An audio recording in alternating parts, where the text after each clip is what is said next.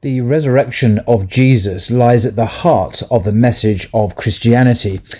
What are we to make of this extraordinary claim? And I want to share with you some words from Giza Vermish again. He's a world-class biblical scholar, often acknowledged as one of the great and experts on the historical Jesus. He spent his life studying these matters, professor at Oxford University, a professor of Jewish studies. So he's a specialist in a Jewish understanding of Jesus, who was himself, of course, a Jew who preached to Jews about his understanding of Judaism in his own day. So I just want to share with you a few words about the resurrection, because there are many insights into this brief chapter which will surprise people. It surprised me when I first read them. So he writes on page 107 of his book, The Real Jesus, "The resurrection of Jesus lies at the heart of the message of Christianity. The chief herald of this message, St. Paul, bluntly proclaims, 'If Christ has not been raised, your faith is futile.'" So it's very, very clear. If there's no resurrection of Jesus, that's it. Christianity is basically lying about God. It's a waste of time. But he believed he did rise from the dead. So how does his firm statement, reinforced by 2 millennia of theological cogitation, compare with what the Gospels tell us about the first Easter? Is it pure myth, or does it contain also a grain of history? So Giza Vermish, the historian, looks at our earliest sources, or some of them, in the New Testament, in the Gospels. Now, what do they tell us about this? And very interesting insights here. But to begin with, he looks at the historical Jewish context. To begin with, resurrection was neither an old nor widespread Jewish doctrine in the age of Jesus, interestingly. The concept of afterlife, conceived either as spiritual survival or as rising from the dead, first gained prominence in the 2nd century BC. The immortality of the soul was championed by many Jews living outside the Holy Land and influenced by Greek culture, as well as by the Essene sect in Palestine, according to the 1st century Jewish historian Flavius Josephus. The conservative Sadducees, these figures all appear in the Gospels, by the way, the Sadducees, the Pharisees, and so on. The conservative Sadducees and their high priestly allies considered the idea of life after death a departure from biblical faith, where reward for virtue and punishment for sin were expected in this life. Beyond the grave, everybody shared the same chilly and sleepy existence in the Hades of the Hebrews. And this is normally how the Old Testament we have now talks of post-mortem existence in a very kind of grey world where there's no kind of clear heaven or clear hell. The principal innovators of this idea of resurrection were the Pharisees, another big group of people you see frequently mentioned in very negative terms in the Gospels. They promoted the doctrine of resurrection among urban Jewry. But the bulk of the rural population was mostly confused.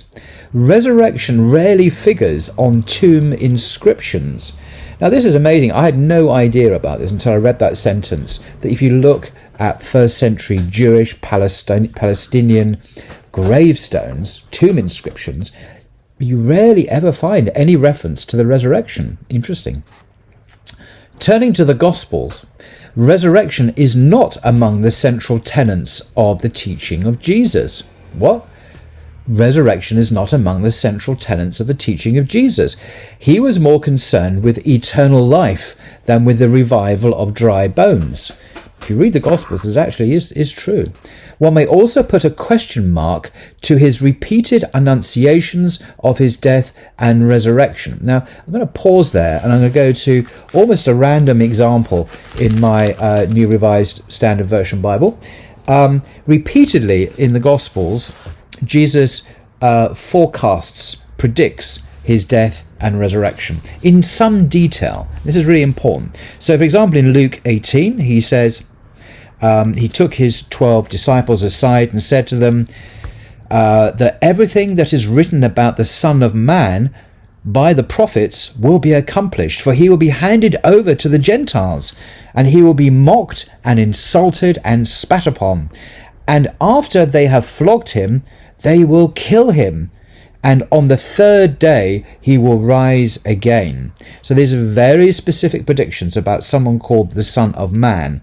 And Jesus, as portrayed in Luke, claims that this is all discussed or foretold in great detail in the prophets, in the Jewish Bible. Although personally I've never quite come across any passages that say that, but be that as it may. So to come back to Giza Vermesh, so he rightly says, one may also put a question mark to his repeated announcements of his death and resurrection. Why? The fact that all his disciples abandoned him when he was arrested, and no one expected his rising, no one expected it, according to the Gospels, suggests that these prophecies did not originate with Jesus, but were added later.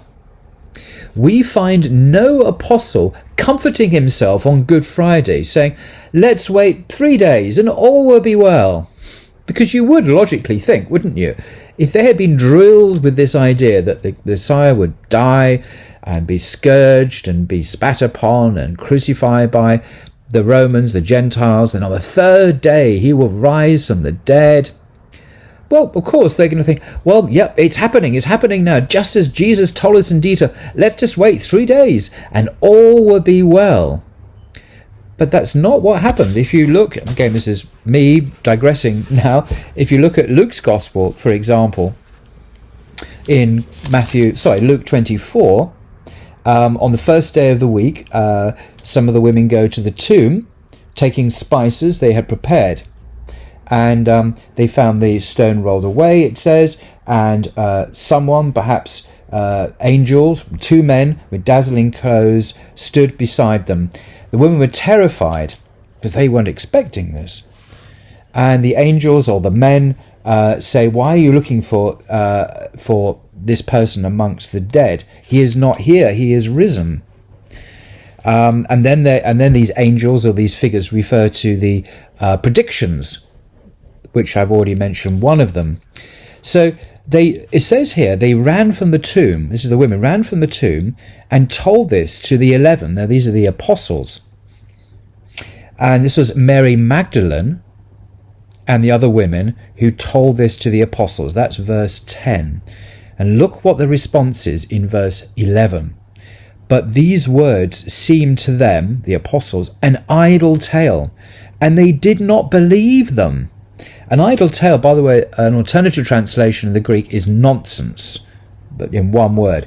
So the apostles, having been told, reminded precisely what Jesus had told them repeatedly in great detail, when it actually happens, when the news is conveyed to them, they did not believe them, quote unquote. And these words seem to them an idle tale. That's how the NRSV translates it. Why? Why is it an idle tale? Why have they no idea about this? You would expect them, historically, let's wait 3 days and all will be well. You could expect them to be waiting. Yeah, we know. We believe Jesus' words are true because he did miracles, he did signs and wonders by the power of God. So this is something we should reasonably expect to happen. But when it happens, they don't believe it. It's nonsense. So that's why Giza Vermesh and actually most historians have concluded that these predictions did not originate with Jesus. They were added later. And these Gospels, of course, are written many, many years after Jesus' life in the second generation of Christians towards the end of the first century. Plenty of time for these stories to be carefully embellished. Anyway, back to the story. Belief in the resurrection of Jesus consists in 2 combined sets of stories about an empty tomb and a series of apparitions. Now this is the detail. The devil's in the detail, as they say, and Giza Vermesh has some fascinating observations, I think, to make about these stories in the Gospels. All 4 Gospels report that the body of Jesus was missing from the grave when one or several women visited it early on Easter Sunday. Fair enough. The idea of resurrection comes from one or two unknown men, presumed to be angels or dazzling clothes, I mentioned that, who met the women in the tomb, according to Mark, Matthew and Luke. By contrast, in John's Gospel, Mary Magdalene suspects that Jesus' remains were removed by someone else, not connected with the apostles. She asked the unknown man standing close by, later identified as Jesus, where he put the missing body. At the end, the argument is seriously weakened by the apostles' rejection of the women's report, which they ridiculed as an idle tale, as we've already seen, or nonsense is perhaps another way of translating it. The second type of evidence, the apparitions of the risen Jesus to his apostles, do not fare much better either. The oldest account we have, now Mark is usually seen by virtually all scholars now as the earliest gospel. In the New Testament we have Matthew first, then Mark, then John, then Luke, then John, but for various reasons Mark is the oldest account. And if you look at Mark chapter 16, the last chapter, verses 1 to 8, the inauthentic verses 9 to 20, which you will find in all Bibles, are missing from the best manuscripts. So all the Bibles, including the NRSV, that have those verses are not actually reproducing or printing the earliest manuscripts. These are later stories that were added to the Gospel. What is interesting, he says, that the oldest account, Mark 16, 1 to 8, contains no visions at all. Okay. The earliest Gospel in the New Testament has no resurrection appearances at all. Interesting. According to Luke and John, Jesus was seen by the apostles in Jerusalem on Easter Sunday, and Luke mentions an encounter with two disciples on the same day, some miles away in Emmaus. I was going to pause there because if you look at my trusty NRSV, go back to Luke's Gospel again, and there's a famous story of the walk to Emmaus that Giza Vermish alludes to. And what I find interesting, there's a little detail here which is not often focused on. So these guys, two of them, walking to a village called Emmaus, about several miles from Jerusalem, and they're talking about everything that's happened, with Jesus and the Jerusalem authorities and so on. And they're talking about this. Then Jesus himself comes basically near them and walks with them, or they don't know who he is, according to verse 16 of chapter 24. And then the stranger, who is revealed later to be Jesus, said, "What are you discussing with each other while you're walking along?" Yeah, and they stood still, it says, looking sad. Then one of them said, whose name was Cleopas, "Are you the only stranger in Jerusalem who doesn't know the things that have taken place there in these days?" He asked them, "What things?" And then they say this, it's a very interesting thing. They replied, this is verse 19, "The things about Jesus of Nazareth, who was a prophet, mighty in deed and word before God and all the people." Interesting. So here are some followers of Jesus who well acquainted with what's been going on. And what do they call Jesus? Who is Jesus? He is a prophet, mighty in deed and word before God. So Jesus and God are two separate things. They do not say what later Christian creeds affirm, that Jesus was the second person of the Trinity, God incarnate, a divine being, or Jesus is God, as Christians always say now. Jesus is God. According to these people who knew what was going on, Jesus was a prophet, mighty indeed. What other religion says that, I wonder? So coming back to Giza Vermish, Matthew, now moving on to Matthew's Gospel, in turn places the only meeting of Jesus with 11 apostles days later on a Galilean mountain. So the only time in Matthew's version the apostles meet him is on this Galilean mountain. John asserts that 7 apostles saw him by the Sea of Tiberias.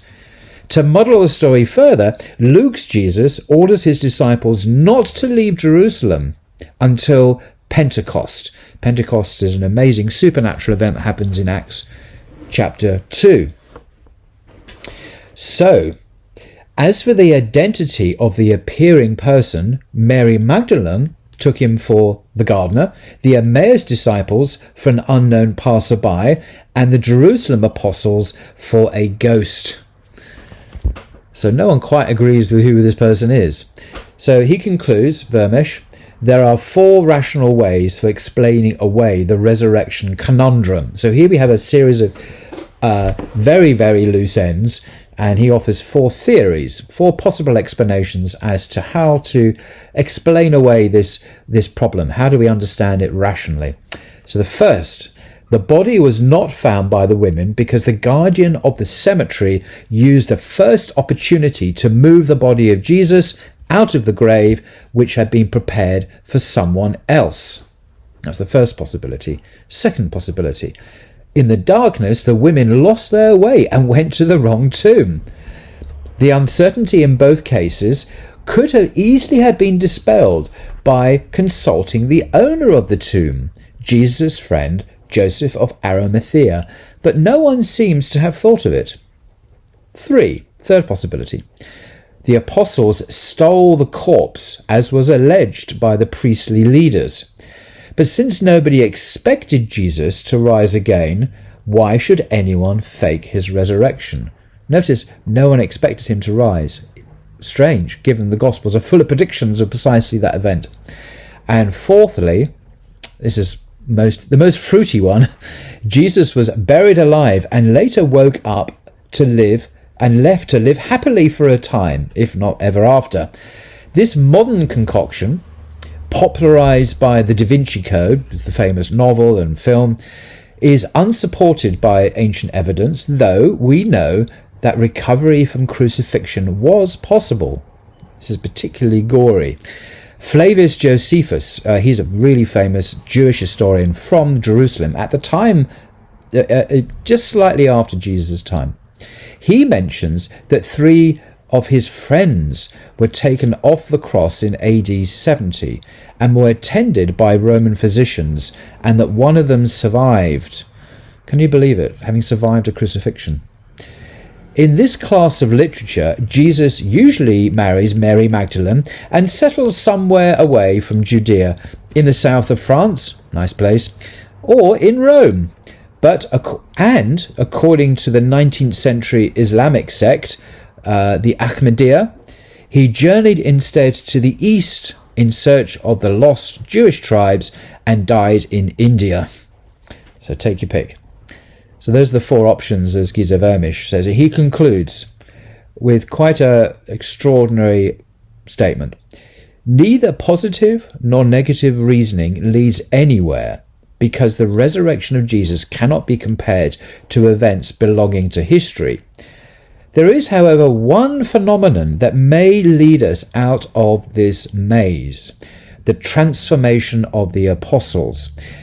It was not due to the apparitions of Jesus, says Giza Vermish.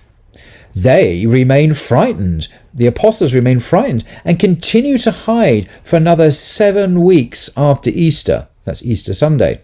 What capitulated them into action was Pentecost, mentions in Acts 2, the metamorphosis achieved by the inward experience of the Spirit. Pusillanimous men became spiritual warriors. The charismatic potency imparted to them by Jesus during his ministry and the recollection of his powerful teaching resulted again in mighty words and deeds. They felt their master close to them. He rose in their hearts. This is the historical element in the resurrection saga. End quote. So interesting. So basically the sheer power of Jesus' personality, his charisma, the impact of his ministry on their lives over several years continued beyond his apparent death and resurrection, shall we say, but it wasn't really a resurrection that they believed in. They believed in he rose in their hearts. They chose to continue his ministry, basically proclaiming the kingdom of God. Now, of course, this is not what Paul believed. It's not what the Apostle Paul taught, but that's a different subject. So there we go. That's the resurrection according to Giza Vermesh. I do recommend this book in general if you want to read about Jesus, the Dead Sea Scrolls, all sorts of things, and the way the church has transformed the message of Jesus into a very different religion, which today we call Christianity. Till next time.